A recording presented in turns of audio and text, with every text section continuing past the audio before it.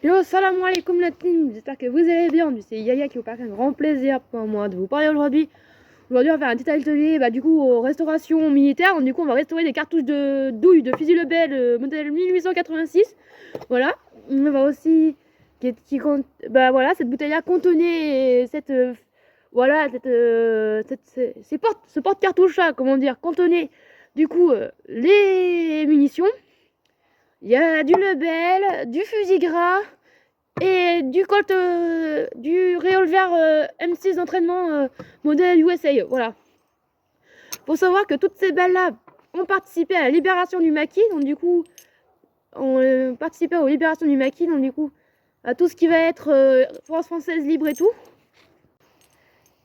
Elles ont participé, oui, donc du coup, comme j'ai dit, les libérations de Vassy-en-Vercors. Je viens de les laver au dentifrice avec la brosse à dents. Voilà. Donc pour vous montrer un peu, j'ai un peu poncé. Donc là, c'est la partie en jaune qui était poncée. Et là, c'est la partie qui a poncé. Donc du coup, c'est de la rouille. Il faut savoir que le Vassy-en-Vercors, c'est un lieu haut de résistance pour libérer la France de l'occupant nazi. Donc du coup, les forces françaises libres se cachaient dans les maquis, donc du coup, dans les espaces verdoyants dans les montagnes. Mais c'est vrai que les maquis volaient beaucoup d'armes. Donc du coup, c'est pour ça que dans chaque point de position des maquis, on peut retrouver des balles de MP40 comme des balles de fusil Lebel, comme des balles de Gescheichter, voilà, de machine Geistwehr, voilà, bon bref. Bon, je vais continuer à poncer.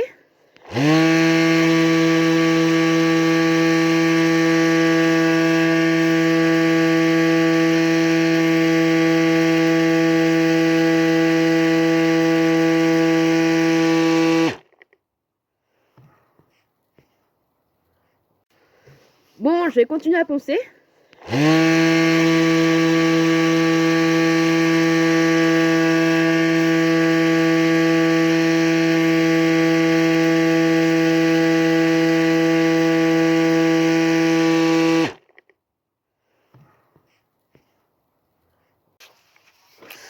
Voilà ce que le travail donne pour l'instant. J'ai un peu poncé, on va recommencer là les gars.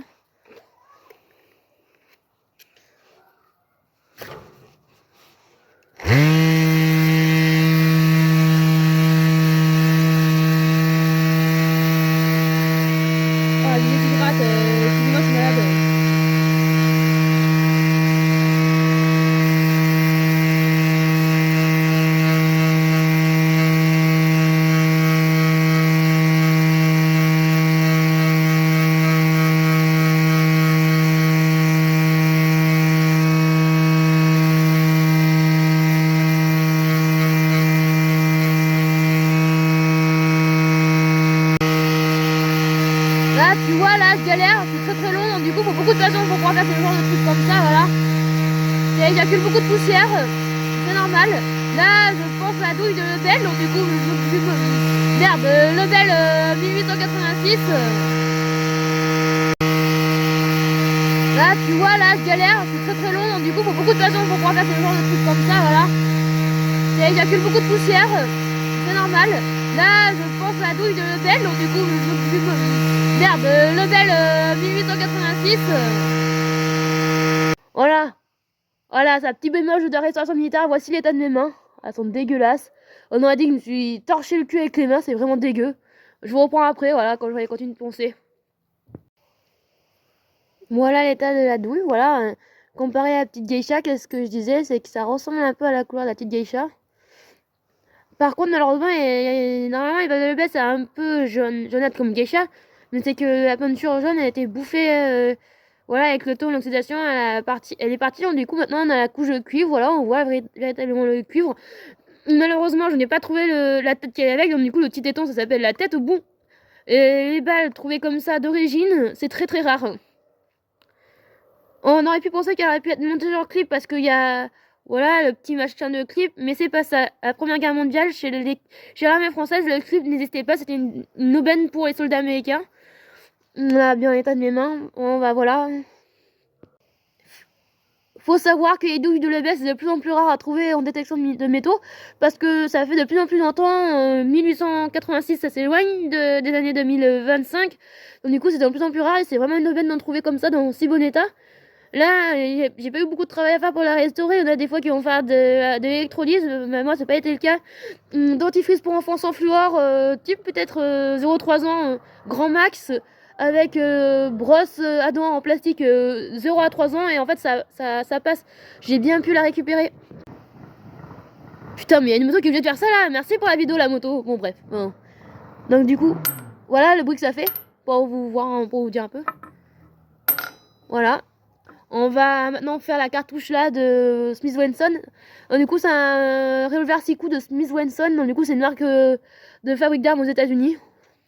Donc, on a commencé avec la Beretta Smith Wesson. Donc, du coup, là, on voit du coup la petite couche jaune et la couche rouillée. Voilà, c'est un peu couleur cacadois oxydé.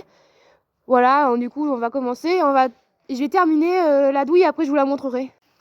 Voilà ce que ça fait une fois poncé. Voilà, on a dit un truc en or. Effectivement, les gars, je crois que c'est bien du Smith Wesson calibre 8 revolver 6 coups. Mais devant nous, nous avons une cartouche d'entraînement vu qu'il n'y a pas, voilà, il y a pas le petit téton. Donc, du coup, la tête, elle n'est plus là. En fait, ça ressemble à un trou du cul parce que c'est une balle d'entraînement. Donc, du coup, il contient du plâtre à l'intérieur et uniquement du plâtre. Celle-ci n'en prend aucun danger pour la vie humaine. Tant bien qu'elle soit pas désamorcée. Mais il y a un trou, je vois par-dessus, le plâtre, il y a tout barré. Donc, du coup, en fait, même si on la percute, il n'y a plus rien qui pourrait être éjaculé de la balle. Parce que il y a un trou qui prouve que la poudre est tombée. Mais elle n'a pas été désarmée de la façon traditionnelle. Trou sur le côté droit du tube, mais qui a été carrément désarmée sur le devant. Voilà, du coup, la balle noire qui a été la balle de carabine de chasse qui a été nettoyée. Effectivement, c'est bien une balle de carabine de chasse pour le gros calibre, du coup, de sanglier, mais c'est pas une balle de nos années à nous. Voilà, c'est une balle qui date des... J'ai trouvé encore 2 pièces, Maëlie, de... Voici petit résultat des balles une fois nettoyées. Voilà. Donc du coup, je vais aller laver tout ça et je vais aller laver mes mains parce que voilà, si dehors la vue n'était pas très top, mais je vais vous montrer, voilà. En vrai, je vais me laver les mains en haut et me laver les trucs en haut parce qu'il y a mes darons qui parlent en bas, donc du coup, ça sera un peu dérangeant par la vidéo. Voilà.